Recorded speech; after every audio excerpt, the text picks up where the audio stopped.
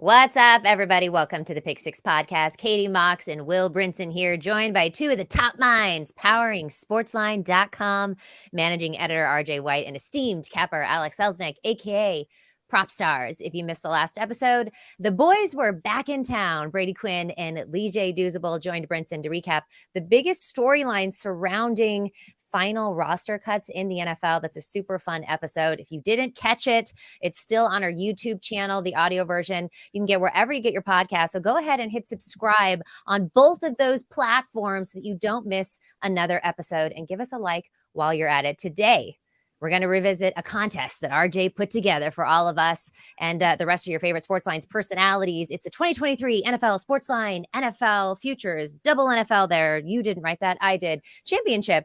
That's a good name. That's a very, very succinct name for it. And actually, that is the whole name. The whole long. The 2023 NFL Sportsline NFL Futures Championship. Well, and I did the double. That's not you. I did the double. That's all part of the name too.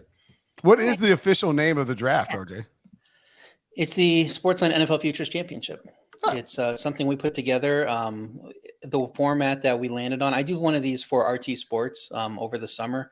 And it's a little bit more complicated. You have your same pick format, but you pick how much you bid for each thing, and they set the lines themselves so that you can take advantage of some really stale lines. So wanted to set something up for you guys that's a little bit more realistic in the market.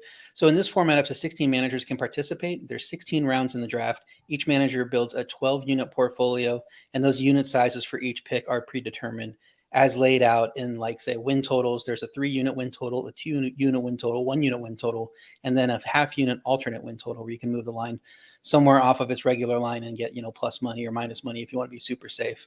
You got playoff wagers, 1 unit on a make or miss playoffs bet, half a unit on a division winners bet, and a quarter unit on a Super Bowl winner bet. You got some stat props. You got 1 unit on a pass, 1 unit on a rush, 1 unit on a receiving prop. Those are all yards or touchdown props. And then we get to the awards. You get a quarter unit on your MVP pick, and then 0.1 unit on offensive and defensive player of the year, 1 each for each of those, 1 each for offensive, defensive rookie of the year, and then a coach of the year. So 16 picks in all, 12 units, and pick them in any order you want. As we're going to go through, everybody gravitated to the very high unit win totals early on, and then we kind of had our own strategies after that. So I thoroughly enjoyed the draft. I must confess, however, that I don't think I realized that you could only pick one of each thing until the 5th round. Yes. At which point I was like, I can't just pick 3-unit win totals 16 times. I see that makes more sense. And that's when I sort of, I tried to jump on, and RJ, we were texting about this, but I tried to jump on. I had the 2nd overall pick. I tried to jump on sort of the awards markets, which I always think are interesting. And I mean, I think, depending on what you get, obviously, as you mentioned, you can only do, 0.1 unit for offensive player of the year, defensive player of the year. But if you hit on like I have Aaron Donald for defensive player of the year, we'll talk about that later. But if you hit on that at 25-1, clearly you can end up, Alex, making more than you might with a single unit win total bet. Yeah, absolutely, Brinson. I thought this was a total blast. I had such a great time combining 2 of my absolute favorite things in futures and a draft. I absolutely love the format, but the strategy was very interesting. As you guys pointed out, having the large units picks, which were largely team totals, going off the board early, and then we saw a variety of different strategies deployed after that.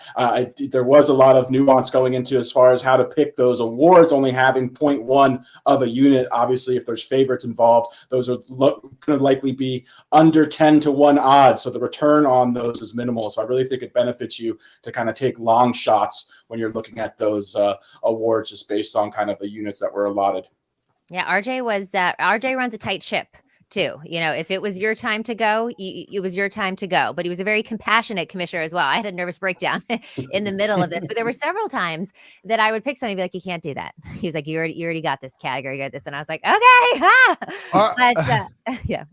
And usually RJ, probably with you, RJ was polite about that. Yes. When I attempted to take the Jaguars over, RJ pointed out on the email thread to everyone, that was the 3rd pick of the entire draft, Brinson. So if you could kindly just pay any attention to what we're doing here, that'd be nice. There was a 50% chance he tried to pick him again earlier too. That's why I'm pretty sure I texted you. I was like, I'll take Jaguars over, and you're like, the Jaguars are not available. They were taken in the first round. And then I was like, I will now take the Jaguars over. You're like, dude, I don't know what to tell you, but the Jaguars are long gone, buddy. My God, you're getting the Cardinals over now. Yeah. How many, RJ, how many people were in this draft? How many of us are there? This ended up being 12. The way it's set up is that you can do it at up to 16 if you want to set it up on your own, because once a pick is off the board, just like in a fantasy team, nobody else can pick it. So we allowed people to take one side of the over/under on all 32 teams, and that is if the San Francisco over is taken, you can't take the San Francisco alt over either. You know, it takes it off the board. So there's a limited number of picks. So with 4 slots in the win totals, you can do it up to 16 managers in a draft. And we ended up having 12, and I think it's going to be pretty competitive. By the way, you can read this article on sportsline.com. You can also sign up for sportsline.com and use promo code Brinson. Is that a promo code, RJ? Should be. Okay, use promo code. I know Moxie is a promo code. You can use promo code Moxie. You can use promo code White. You can use promo code. You just, I mean, whatever's easier. Throw them all in there and see what happens, and then report back to us, because I know Moxie works. I'm not sure about Brinson. I'm not sure. Well, I mean, I'm set up on as an expert on sportsline.com now. But you've been on there. I'm now on there. I'm just now on there. That's true. I haven't put my first, but I was going to say, you get your first month for $1. You get your first month for $1. Yes, you do. All right. So let's get right into this. RJ, I gave you a compliment saying that you run a tight ship, but there was one question mark here, right? You said it was, automated. There was no favoritism, but somehow you got the very first pick. Hey, and I put Larry on that email, and I put everybody. I put everybody's names in. I didn't want to email blast the entire people, because people are like, "What is this?" and send it to spam. But I let him confirm, and then I get the number 1 pick, and of course I do. Also, Larry did immediately. Mighty convenient that you put me at number 2, so you could keep me tightly wrangled around both of your picks as well. Larry did immediately go on vacation too after said email. There's a lot of question marks here, RJ. A lot of question marks. So unlike a fantasy draft where everybody knows the order of teams, and if you get the number 1 pick, everybody kind of knows where you're going. This is completely out the window. We will see that a different team got picked as a 3-unit win total on either side of their win total. So I don't think anybody had any idea where anyone was going in this draft. Well, where did you go? Yeah, pick one. Yeah, so I took with the first pick the Eagles over 11.5 at -105. It's not a great price. I got a better price in the market for my main portfolio. I got plus 115 on that. But the reason I like going with them at the -105 price, A, I really believe in the Eagles. I'm really positive on them. But B, some of the other higher, lock teams that we see went right after that are -140s, -145s. And locking in a -105 price, I really believe in for 3 units. I think really gives me a big edge. It's going to be hard to overcome, especially if these 0.1 unit bets are only hitting for, quarter units or half units. So I think it was really good to get that -105 price there. Yeah. I mean, Katie and I have been, we were on Sportsline last night, the show. You can watch it on CBS Sports HQ, of course. But we were talking about the Eagles under. Like, I mean, I just think 11.5 is a lot asking for a team that loses both coordinators. But I think your point about the price is smart, because I immediately went with the 49ers over 10.5, which I got it at -140. I think it's out like -160 in some spots. And being the idiot that I am, idiot savant, my initial thought was, we're not playing for any money. I can risk -140 at 3 units, not realizing that what it actually is 3 units with a payout. You lose the juice on the payout. You don't risk more. Again, idiot savant, I suppose. But I'm okay with the Niners there. I think, the 3-unit payback, it's less, but I feel more comfortable at that 10.5 number, obviously, than I do at, with an 11.5 with the Eagles. And look, the 49ers could win 9 games, win 10 games, win the division. We said that I prefer the division price if you're actually wagering on it. But RJ, you actually came back and took the San Francisco under, didn't you? Yeah, the way you guys feel about the Eagles, I feel about the 49ers. They lost a key coordinator there, and typically they've had a pipeline of coordinators that just replace. Well, this time they went to Steve Wilkes, who is not one of the young up-and-coming coordinators that have been featured in on this team in the past. So I don't know how good a job he will do. They've lost a lot of personnel, especially on the defensive side of the ball, but also in the offensive line, and that worries me a lot more than the Eagles' losses that they've had. So I don't know how sustainable it is. Then we look at the quarterback, Brock Purdy. Mr. Irrelevant last year for a reason. Is he going to be the next Tom Brady? I don't know. Yes. Should he have been the number one overall pick after what we saw in 5 games plus a couple playoff games? I'm not sure we can say that yet. Remember, Jimmy Garoppolo won his first 5, 6, 7 games. And I don't think that we consider him one of the best quarterbacks ever at this point. So I mean, I think there's a lot of some of us do, RJ. Some of us do. I think there's a lot of downside built into San Francisco. So they were, because of that high price that Will's talking about, when I moved their alternate win total down 1 unit, I was able to get a plus 240 price on it. While other people moving their alternate win totals only 1 win were able to get around plus 140, plus 160, those type of things. So I thought, because I was down on the 49ers already, just moving them that single win and only getting them down to 10 or 9.5, all you have to go is go 9 and 8, and I win a plus 240 bet there. Alex, what pick did you have in the draft? I can't remember. Who did you take with your first round pick? I had 9th overall, I believe. And yeah, my first pick was fading the Bears. I got this at plus money. I thought this was just too good of a price to pass up. Under 7.5 wins. I really think this should be 6.5 here. Just looking at Chicago, coming into the offseason, obviously a lot of hype. Justin Fields had the fantastic season, but really looking at this defense, it was historically bad last year. They were big players in free agency. They just signed 2 off-ball linebackers to a combined $100 million. So just didn't really love what the Bears did in the offseason, specifically on defense. Have some major question marks with the defensive line as well. Yannick Ngakoue being their best pass rusher. He's graded out very poorly pretty much every year he's been in the league. I think this Bears defense is going to once again be very bad. And as far as the offense is concerned, I do like the DJ Moore acquisition. They should have a little bit easier time scoring some points, but I just have major durability issues with Justin Fields. He takes so many unnecessary hits. He kind of reminds me of Anthony Davis, like the NBA or the NFL's version of Anthony Davis, where 2 or 3 times per game he's hitting the deck and you're wondering if it's a season-ending injury. I just don't think he's going to last the duration of the season. I think the defense is going to cause this Bears team to be in a lot of high-scoring environments. It's going to put Justin Fields at a lot of unnecessary risk. So I have a really hard time seeing them win 8 games. I absolutely love this, especially at plus money, Brinson. You can get this at plus 110, I believe. Yeah, I almost took it too. That was one of my considerations at that plus 110. I actually bet Chicago have the worst record in the league at plus 2,500. So I think the floor proposition here is a lot more realistic than people are expecting with this team. You talk about the Justin Fields injury. Do you know who the backup quarterback is for the Chicago this year? Is it Nate Peterman?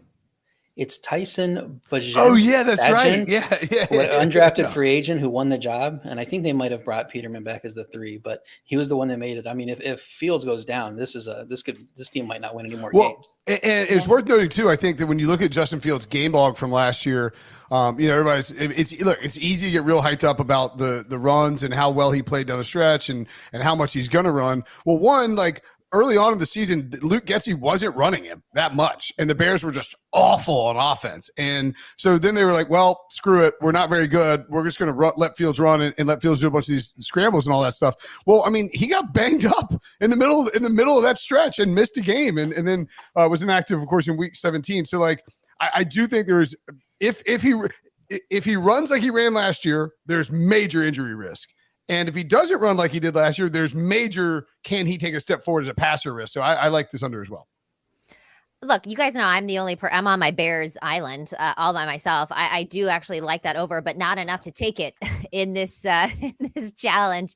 For my first bet, my favorite 3 units, obviously, KC over the 11.5. It's at minus 140, so it's a little bit juicy. But to have 3 units on that and something that has happened since 2017 was the last time they went under this number. Since Patrick Mahomes became the starter, they've gotten at least 12 wins, and they've gone over their win total since Andy Reid came on in 2012. So love that one. As far as my 2-unit total, I actually took Green Bay over the 7.5. That was at minus 120. If you look at them last year, that 5-game losing streak that they had absolutely killed them, even with Aaron Rodgers. I think they've got an easier start to their schedule this season. They've got Atlanta, Chicago right off the bat. So I think they can get some early wins, maybe build some of Love's confidence here. And, a lot of eyeballs are on LaFleur if he can get out of the Aaron Rodgers shadow. So I did that for my 2-unit. And then, RJ, you and I are just on opposite sides when it comes to the 49ers and the Eagles here. I did my 1 unit for the under 11.5. I agree with Brinson here here where I think this is a double-digit win team. This is a very, very good team. I just couldn't get to the 12. Yeah, I really like that KC for your highest pick at -140. I didn't want to play it there because I was trying to maximize how much I could win. But I do have KC's over 11.5 in my personal portfolio at -120, and that's one of my 2 highest bets of the year. I really think that that's just a lock. If Mahomes doesn't get hurt, they win 12 games every year. Now we're on a 17-game schedule. They should be even more of a lock to win 12 games every year if Mahomes is healthy. So I totally understand that. That would have been my 2-unit play if you didn't take them and it was available in the next round.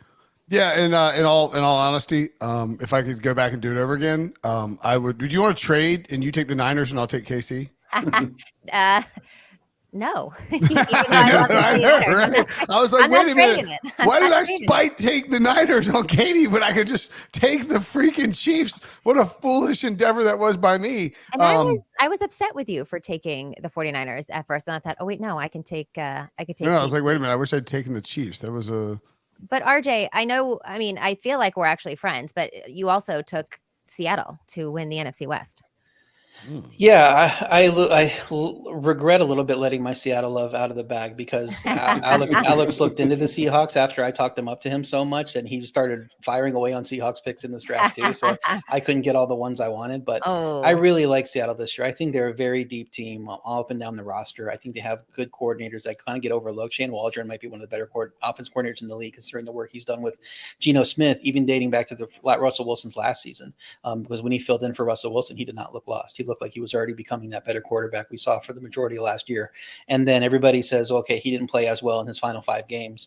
But that might not be the Russell Wilson, the Geno Smith we get this year. The real Geno Smith might be the guy closer to what we saw the first 12 games of the season. And if he's that guy, considering how deep the receiver core is, how much better the offensive line is going to be with those 2 rookie tackles being in year 2 and getting more continuity on that line, how good the defense is going to be, adding in Bobby Wagner, the draft picks, Jamal Adams coming back at some point. This might be the second best team in the conference in the conference for me. So I have a lot of positive plays in my futures portfolio on Seattle, including to win the division. But I told you Kansas City's over was one of my biggest plays. My other one is Seattle to make the playoffs at -120. I just think that's pretty close to a lot. I love that bet too. Yeah, I couldn't agree more here. I was actually funny. RJ and I were talking on a Friday, and I was telling him I thought Geno Smith was potentially a regression candidate, and he really just encouraged me to just take a look at Seattle's roster. I remember spending the entire weekend looking at this roster, coming away, then contacting RJ on the Monday, telling him I am trying to ride shotgun in the Seahawks bandwagon. My favorite futures position overall this season is Seattle to make the playoffs. You can get this at -120. I think they are a near lock. I absolutely love their roster construction. Reminds me a lot of when Russ was on a rookie contract, and we just see depth all over Seattle. I think they quietly had one of the best off seasons in the NFL. Their secondary, very strong, made significant upgrades there, adding Bobby Wagner to the linebacking core. He still played at a very high rate, despite being on that terrible Rams team last year. Added Draymond Jones, Jaron Reed to the defensive line. They have very good depth, just pretty much all over the field. I think this is going to be a top 10 defense. And then offensively, again, 2 excellent young rookie running backs, a trio of great wide receivers, 2 viable tight ends. Geno Smith just needs to be a game manager, in my opinion, for this team to win 10 games. If he's able to kind of mimic how he looked over the first 2/3 of the season last year, I think they have legitimate Super Bowl aspirations. They have one of the softest schedules based on Vegas's projected win totals. So that's obviously very encouraging. The NFC is also very soft, ripe for the picking, in my opinion. I think Seattle is a near lock to make the playoffs. I think this should be like -200 to -250. The fact that you can get it at even money is just mind-blowing to me. So yeah, this is my number 1 largest position of all futures is Seattle to make the playoffs. See, I unleashed a monster here because he took this in the middle of round 4, right before I was going to take it with my round 4 pick later in the round. So I ended up taking the division pick you're talking about. But this would have been my round 4 pick. I ended up taking the division winner, Seattle, in round 5. So, by the way, just I want to know too. Like I think on Seattle's defense, obviously they added Devin Witherspoon with like the highest pick you'll ever see, like Pete Carroll and John Schneider use on a cornerback. But man, does he fit exactly what he's like? A quintessential Seahawk, just a dog who's going to be physical and compete nonstop. And then they didn't. I don't know if they claimed him on they did. They claimed him on waivers. My guy Drake Thomas, a linebacker who's is on the depth chart listed behind Bobby Wagner. You want to talk about a quintessential Seahawk, like a quintessential Pete Carroll guy? If he gets playing time in Seattle, like he's smaller, like he's not like the prototypical size, but he's an absolute dog. And I think I would not be surprised at all if Drake got some run with Seattle at some point. So just something, a little something to put a bee in your bonnet or some such. The longest shot play I made on the Seahawks, best record in the league, 40-1. I think that's a possibility. I like that. I like Seattle to make the playoffs too. For me, their line is really sharp at 9 wins. I didn't know whether to go over or under that, but I mean, they have the 5th best odds to win the conference. Them making the playoffs at -120. Completely agree with all of you there. So now going into some other division winners, I have the Bills to win the AFC East. I feel like the Jets are getting a lot of attention, and I'm pretty high on the Jets. On the Jets. Shout out to the Jeffs. Shout out to the Jeffs. The Jeffs. Benny and the Jeffs. I don't know. Yeah, I don't know where I was going with that. The Jets. But I feel like, look, the division still has to run through Buffalo. Make no mistake, they are the best team in this division, and so I just feel like this year having Aaron Rodgers come to their division takes a lot of pressure off of Buffalo. Everybody's been looking at Buffalo like they're the top seed, and they're kind of the most disrespected top seed. So I still like Buffalo to win the AFC East. Brinson, what's your next pick? Yeah, I mean, hey, look, I've been slamming the Bills to win the division through the table all off season. Like it's +120. Reminds me of the Chiefs last year, and they were +160. Just the most absurd price. I mean, I think the Jeffs are pretty good. The Dolphins the Dolphins are a problem, but like the Bills at +120 to me. I mean, if you Buffalo at plus money, I think Buffalo is kind of a sleeping giant. People just off of them this year, but like, the Bills are done. They're toast. Stephon Diggs was unhappy for like 2 weeks. I don't know about all that. Yeah. Not so fast, my friends. That's another bet I made in my it sounds like I'm betting everything that we picked in this, but that was another key one. I like my best division winners to Buffalo. I should have, if I wasn't tilting on the Seahawks, I might have taken them at +120, but I have them at +125 for 2 units. I think that's a great play. Yep, absolutely. Another one I like at plus money that I took wasn't a division winner, but I actually took the Atlanta Falcons to make the playoffs at +105. Look, the NFC is weak.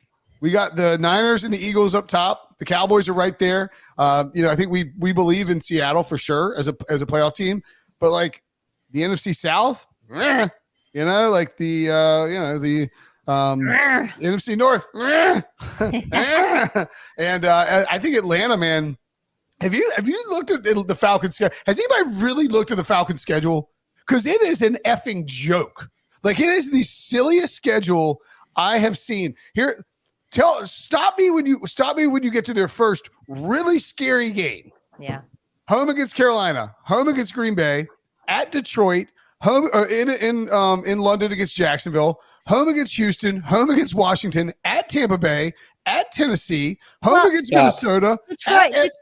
Detroit could be a scary game for them. Right, but it's still the Lions. Like if the Lions and the Jaguars are their two biggest problems, and then at Arizona week 10 before their week 11 bye, I mean, I'm not saying they're going to go like 10-0, but man, and then after the bye, home against New Orleans, at the Jets, at the Jeffs. That's maybe a potentially scary game. Home against Tampa Bay, at Carolina, home against Indy, at Chicago, at New Orleans. Like that's their schedule. That's it. Yeah. Are you kidding me? But like this team is winning 10 games. Well, the thing about schedule talk here is that those teams all get to play the Falcons too. And it's not like the Falcons are this juggernaut either. So I mean, if Desmond Ridder doesn't take a step forward, then these could be a lot of ugly 17-16 games that who knows which side wins. Yeah, no. That I think that Arthur Smith wants this to be like a knockoff Titans team, where like Desmond Ritter's a homeless man's Ryan Tannehill, and Bijan becomes like a version of Derrick Henry. Is my best guess. All right, let's talk some awards.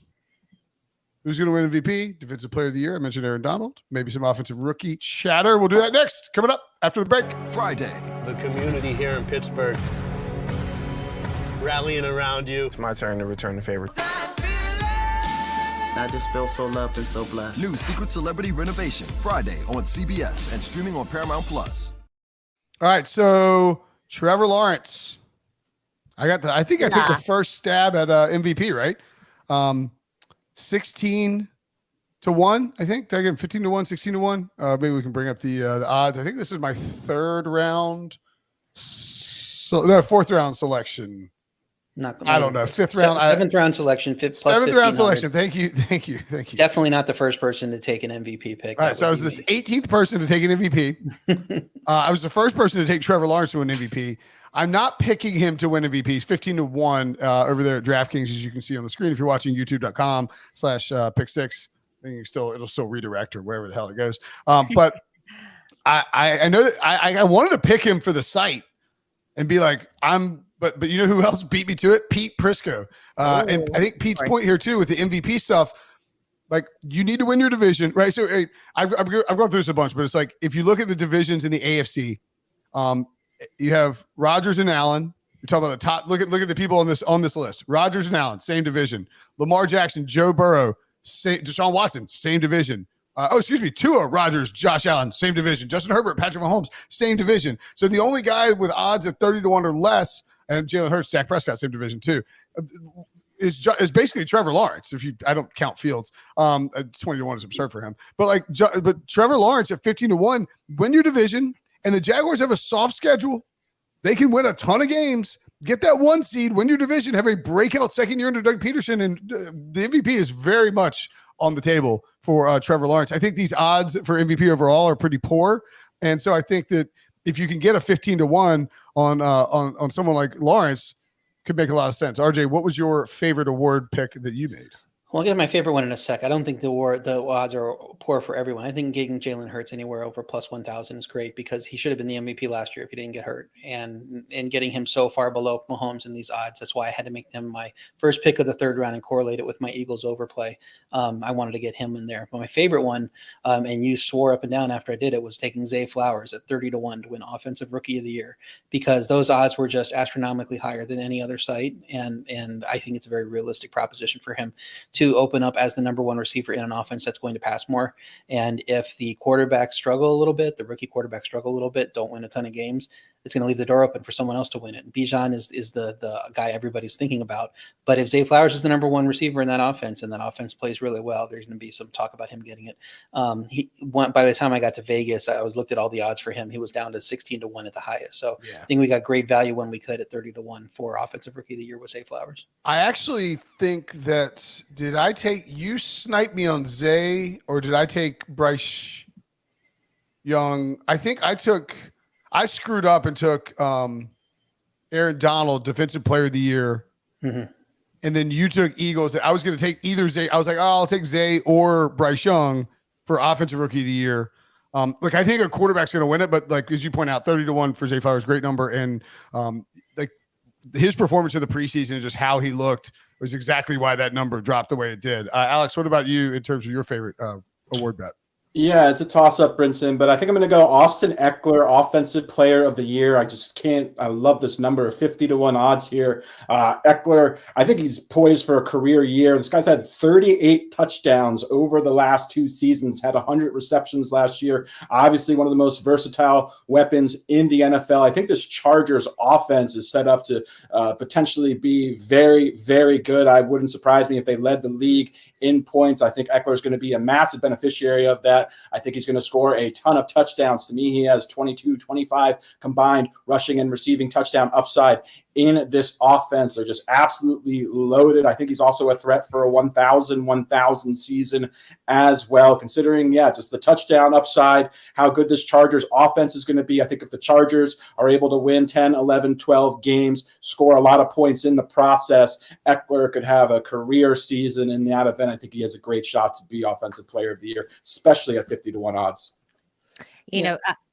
Sorry, go ahead, Roger. Sorry, I have a little problem with those combo guys like that and McCaffrey, just because the voters like looking at one big number, and it's just hard to get those guys to push through. And you'll see, I wanted to lean for my pick for Offensive Player of the Year, and I think in the betting market you should lean at receiver because the 17-game season, I think somebody's going to hit 2,000 yards and set a record pretty soon, and that guy's just going to win the award. And so I like firing away with some like 30-1 Stephon Diggs. I picked 55-1 Chris Olave here, just firing away with some guys and try to get the guy that's going to lead the league in receiving, because we saw the last 2 years Jefferson and Kupp had 2 historic seasons. One finished, I think, second overall in yardage, and the other finished 6th overall in yardage all time. And if those seasons just keep happening, those are the guys that are winning the awards. Yeah, and I guess if you look back to when Derrick Henry won the award, it was a 2,000-yard rushing season. right? Like it is. I mean, that's a fair point. The Olave thing I think is really interesting because you look at 180 targets for Devontae Adams last year with Derek Carr. If he locks in Katie on one guy, Olave could end up being his go-to. I can't remember who it was, if it was RJ or if it was Propstarz that was really high on Olave. Yeah, it was. Yeah, and you were like, I don't want to tip you guys off because we're in a competition together, but Olave is my guy. Did you get Olave that was me. I didn't get Olave, so that was one that I lost out on. Did you snipe him, RJ? I got him relatively early. This is just getting personal. Actually, no. I want to say I didn't even take him early. I think he had the chance for Olave because I think I took him pretty late. I think I took him in the 14th round. Well, Brinson swiped who I wanted for Offensive Player of the Year. RJ, I know you don't agree with Christian McCaffrey, but Dom in the chat said he would sprinkle a little bit on Aaron Rodgers for the MVP, and that's exactly what I did. I did a quarter unit on Rodgers for the MVP, 16-1.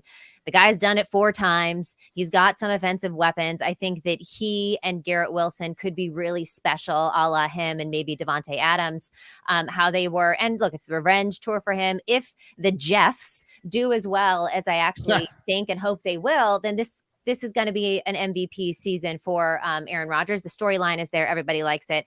And then the other thing, it's interesting, Brinson, that you said that Justin Fields' MVP odds were 20-1. Well, his Offensive Player of the Year odds were the same at 20-1. And I decided to take a little gamble on this one, throw a unit there because, again, nobody believes in the Bears but me. But if, they were the worst team in the NFL last year, RJ thinks that they will be yet again. But let's say they get over this win total, they have a good year. Well, then there are some pretty good odds here for Justin Fields to get Offensive Player of the Year because he's going to be the driving force behind all of that. And then I also threw a unit on Offensive Rookie of the Year, Anthony Richardson at 6-1, which we've talked about at length on this program.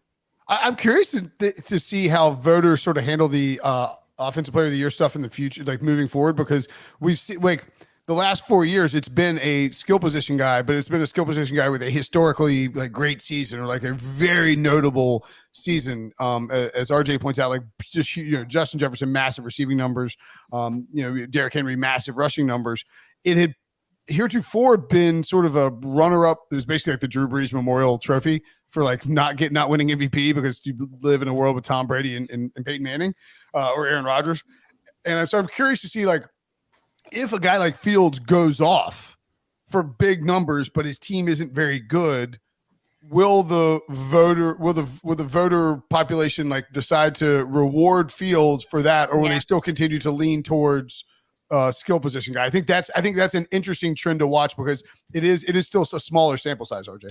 Right. Well, that's a good point to make. With the Drew Brees, those teams were 9-7 every time. So it's it was 7-9 3 times, and then you couldn't make a guy MVP with a team like that. So you give it to a guy with a winning team. So you try to think about the teams where a quarterback might have a huge statistical season, but not necessarily win the division or win a ton of games. And that might be your profile to play the Offensive Player of the Year. So so maybe Justin Herbert. I'm thinking Tua. Tua could put up, a 4,800-yard season if he stays healthy with a bunch of touchdowns, and then they win 10 games or 11 games. And they're third in the division. I mean, right. So you're well, we got to honor his a huge season, so let's give it to him. But we're not making him MVP because he couldn't even win the division. Yeah. Also, RJ, we didn't talk about what does the winner get? We get a trophy, we get a WWE belt. What are we winning here? Cash. Nobody paid in cash. I'm not paying you out cash on my pocket. You mean Sportsline isn't just coming up with extra money for us? Rude. But we'll see if we can put something together besides notoriety and something we can track. But I didn't have any prize in mind in particular. It took a month to get this draft over with. So now we got to get ready for the season, and we'll figure it out later. That was a nice job saying there will be no prize. Well, there's bragging rights, and we were looking into some kind of trophy or belt. I think Alan Bell was on that. I think AB said he's trying to put a belt together or something. Yeah, if anyone is going to do it, he could do it. All right, we're going to take another quick break here. Coming up, we'll walk you through our player props for the 2023 NFL Sportsline NFL Futures Championship. Watch Pick Six. We'll be right back. And how about this? Get ready for non-stop action that will have you say, You gotta be kidding. "Oh my, Canada." This could change things. What a play and what a finish. That's some pretty good football, eh? He's gone all the way to the house. It's the Canadian Football League, next Sunday on CBS Sports Network. All right, guys, time to get things propping here. Let's talk about some of the props that we did for this NFL Futures Championship. I will start us off. I took Rodgers and the Jeffs over 28.5 touchdowns. It was at minus 105. Yeah, last season sucked, right? I think he had 25 or 26 touchdowns, but the 2 years before that, he went well over this number. So I like him to do that again. There was also one other person in the chat that said that Josh Allen would be running less this year. That might be the case, but when he's around the goal line, this guy's still going to be running in. So I actually took him over 6.5 touchdowns as well. He had 7 last season, only 6 in 2021, be it 8 in 2020. I just don't think you can stop this big body in and around the goal line. So I like him to continue doing that. But my favorite one, and I have been preaching this almost every day on the show, is George Kittle over the 5.5 touchdowns. It's at even money. You can find it some places at plus 110. Brock Purdy and George Kittle, their connection together is amazing. 7 of Kittle's 11 regular season touchdowns came when Purdy was under center, and that was only for, a handful of games. So give me George Kittle on the over 5.5 touchdowns at even money, but I also like Allen and Rodgers as well. I, too, have a 49ers player prop that I took. And while mine was not based quite as much statistical research as Katie's, mine was more about alphabetical location for Brandon Ayuk.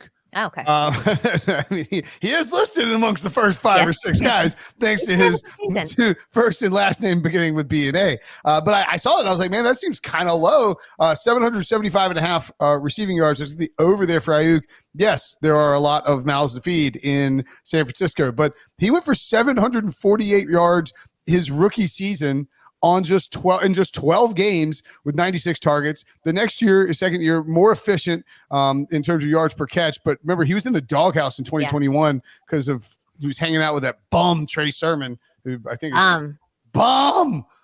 God, Trey Sermon. Looking for a job, Trey Sermon. What's that? Yeah, Trey's He's looking for a job right now too. Well, he can be my intern. He can work off what he owes me. I'm sure he'd love that position. Yeah. It's unpaid, believe me. 826 yards for Ayuk, his second year on just 84 targets. And then last year's targets spiked up to 114, and he finished with 1,015 yards. Like, I'm not saying he's guaranteed to go, by the way, 558 touchdowns in those 3 years. I'm not saying he's guaranteed to go off for like 1,000 yards again, but like I feel like 800 yards is pretty good if he plays 17 games, particularly since it felt like, you jump on the Kittle and Brock Purdy connection on those touchdowns. It felt like Kittle was definitely looking towards Ayuk. Purdy was definitely looking towards Ayuk as well when he came in. Yeah, we'll see how they divide things up if everybody's healthy, because I know Debo missed some of that time too, so that can contribute there. So that could be an issue. When going into this, I figured I was taking 3 unders. Like, I always want to play the unders in these because of injuries and everything. And I had my unders all lined up. I had my draft board lined up of all the picks I wanted, and the top 10 to 11 on every single category were unders, and I had a few overs at the bottom. And then it gets into the draft, and then news starts developing, and then Joe Mixon's contract situation gets resolved, and I'm like, why is his number only 800 for rushing yards? And I want to get over on that. My favorite one was the last pick of the draft. After looking at what the preseason snap percentages and targets and all that have played out to in Washington, and seeing that Sam Howell might not be a 0 at quarterback, I had to grab Jahan Dotson over 4.5 touchdowns at plus 100. He was a touchdown machine last year. And who knows if that can continue. I don't think the rate that he did it at will continue, because he did it like 20% of his catches. It was like 7 touchdowns on 35 catches or something ridiculous. But if he is getting as much look in that offense as McLaurin, and might even be better, more efficient in the red zone, I think getting 5 touchdowns is pretty easy. And again, locking in a plus 100 play for these 1-unit picks, I think was pretty smart. So that was I believe, last pick of the draft. So I waited to see how all the preseason stuff shaped out, how depth charts shaped out before I made that pick. And that was the one I landed on as being the best one right now. Yeah, and I actually faded Travis Etienne under 6.5 touchdowns. I did myself a disservice, actually, by giving out this pick on here a couple of weeks prior, because it actually tanked the price. By the time the futures draft came, when I gave it out, it was minus 120. By the time we did the draft, it was minus 165. Still rode with it there. I just think it's such a solid under. Looking at Etienne, I think he's a dynamic running back, obviously, very explosive, but he's really not suited to run between the tackles. He was one of the least efficient red zone running backs in the NFL last year. Only 5 rushing touchdowns last year, being the main guy and having very little competition 4 touches. He really wore down as the season progressed as well. His yards per carry was under 4 in the months of November and December. The Jaguars were obviously well aware of that. They subsequently went out and got Tank Bigsby, 3rd-round draft pick out of Auburn. He's really profiles as a guy who's going to thrive in short yardage situation. He's looked very good in the preseason. He's certainly earned a role in this offense. I think it's ultimately going to be maybe not a 50-50 split, but a 65-30 split, 65-35 split. And I think Bigsby is going to handle a lot of that short yardage red zone work as well. I think this would be a big number for ETN, even if Bigsby wasn't on the roster. With Bigsby on the roster, in my opinion, his touchdown number should be 4.5. They're going to have to come from 20 yards out. So absolutely love fading Travis Etienne under 6.5 rushing touchdowns. Love hearing that the Pick Six podcast is moving lines. Yeah. Move that Buffalo win total with the Buffalo division thing 10 cents like 3 months ago. Hadn't budged since. Yeah. So, I mean, anyone who listens to the show and as you people are probably well aware, I'm a big fan of Spite. Yeah, love Spite. I can't remember what the pick was, but I was out of town over the weekend, and What were you doing? I was in Pinehurst playing golf With the boys? with the boys, hanging with the boys. Mm. We had a little Ryder Cup format where it was people from Raleigh versus people not from Raleigh. I'm not allowed to say what the team names were. I don't believe on this. How many people were from Raleigh versus not Raleigh? 10 and 10. Even. Yeah, that's how we divided it up. Yeah, and now one guy is from Raleigh, but one guy's from Raleigh but didn't go to this particular school in Raleigh. Like it was either like this. Anyway, went to this one school, or people who didn't. It's like this. It's a public high school. It's like very like it's anyway. Long story short, That's what we were doing. But at one point, did you win? Well, that's a good question. No. So nobody won because one of the groups put their scores in on the on the computer, the monitor. You can track like your scores like virtually instead of writing them down by hand. Oh. And then the computer malfunctioned. It didn't spit out the scores, and so it affected the entire contest. And so we don't know who won, which is really a good synopsis of the entire weekend, to be perfully honest. Well, I'm sure you were clear minds and full hearts and can't lose. Yeah, clear eyes, yes. Clear eyes, full livers, can't lose. But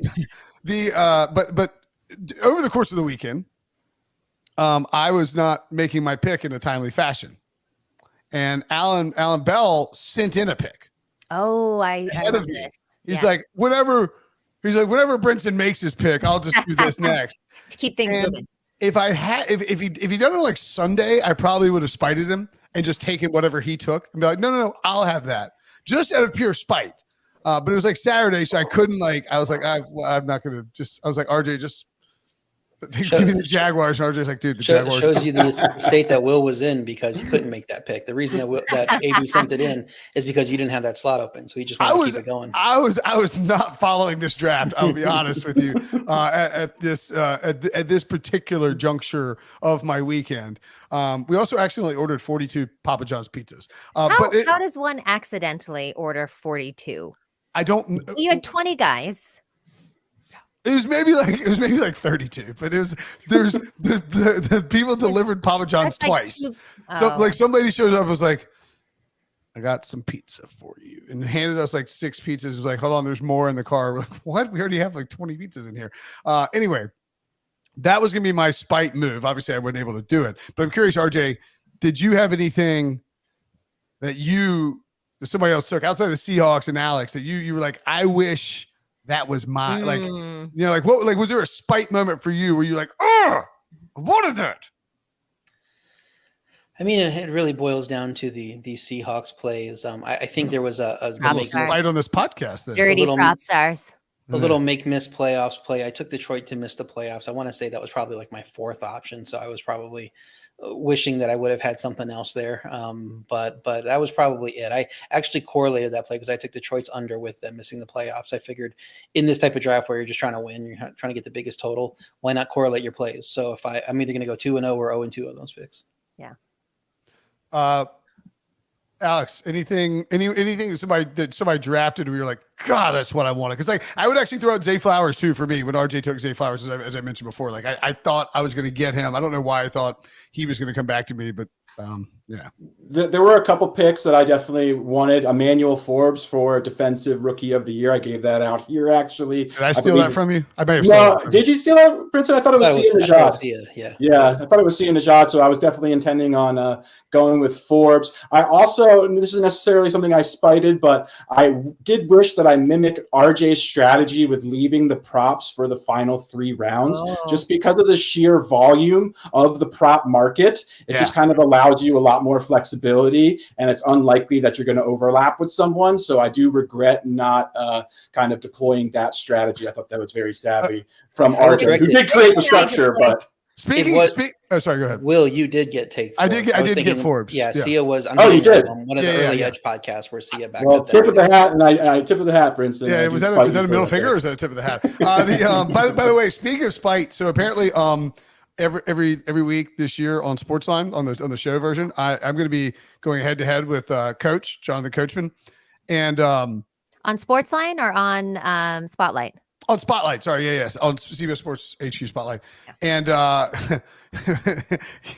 yesterday during our trial run, we were doing awards, and he was like, "Listen, Mr. Will Brinson from the Cover 3 podcast," and I was like, first of all, Coach, I'm not on the Cover 3 podcast. And then he goes, and let me tell you a little something. I've got 2 picks for Offensive Rookie of the Year, Defensive Rookie of the Year. My man, Propstarz. You don't have Propstarz on the Pick 6 podcast. I was like, no, we do, actually. Yeah. He is literally on the show, and he has given out these same picks on my podcast as well. So, like, congrats for texting Propstarz. You got early edge. You got no edge. We got Propstarz on our show. Yeah. You were lacking an edge because I knew what picks you were going to make before you. He's like, Jameer Gibbs and Emmanuel Forbes. I was like, you could have gotten those by listening to the Big 6 podcast.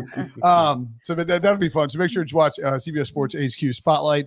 Was there another one I had that was a spite pick? Well, first of all, Brinson, you picked right before me. You were number 2. I was number 3. And obviously, Brinson and I are very close. We work together every single day. We know what teams we like. You snaked me on several 49ers picks. Yeah, definitely. Yeah, that's right. So I forgot you were 3. I was thinking you were later. Right after. Yeah, I was just I was like, oh, I'm 2, and RJ took the Eagles under. I was like, I'm taking the 49ers over. And I was like, I'm not even sure that's my favorite. And then you took Christian McCaffrey, and you took Ayuk. I mean, you were. What happened was Katie was 4 and AB was 3, and then you guys tag teamed, and you were like, AB was taking McCaffrey overs, and Will was taking other picks. We're just peppering the Niners. So if Katie didn't take a 49er, it went down through the turn and around, and she lost 2 or 3 49ers picks. And like AB, I'm looking at it right now. It's like he took Kyle Shanahan Coach of the Year.